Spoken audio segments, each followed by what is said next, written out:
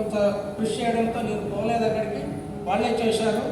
వెంకటపతి రాజు అని ఒక గొప్ప సంస్కారవంతుడిని మన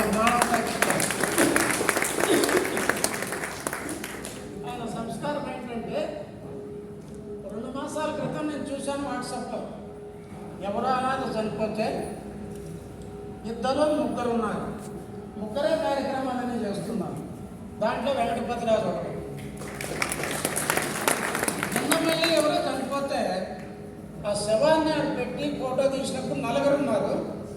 ఆ శవాన్ని పూర్తిగా పూడ్చిపెట్టేటప్పటికి 2 ఉన్నారు. 2లో ఎవరు అంటే వెంకటపతి రాజు.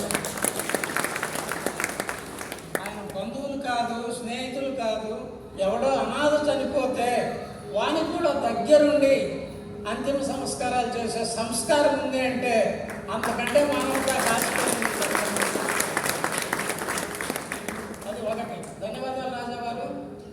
రెండోది, మీ అందరి తరఫున నేను రిక్వెస్ట్ చేస్తున్నా, ఇక్కడ సూర్యనారాయణ అని ఉన్నాడు తాళ్లపూడి. ఆయన ఒక రైతు, పొలం మీద ఆధారపడి బతికే వ్యక్తి, శ్రమజీవి. నాకు ప్రతిసారి చెప్తున్నారు, సూర్యనారాయణ గారు మళ్ళీ 2 లక్షలు ఇచ్చారనేది డొనేషన్ అని. మీరు ఆనందంగా వాట్సాప్లో పెడుతున్నారు, కానీ నాకు మాత్రం చిన్న బాధ ఉంది.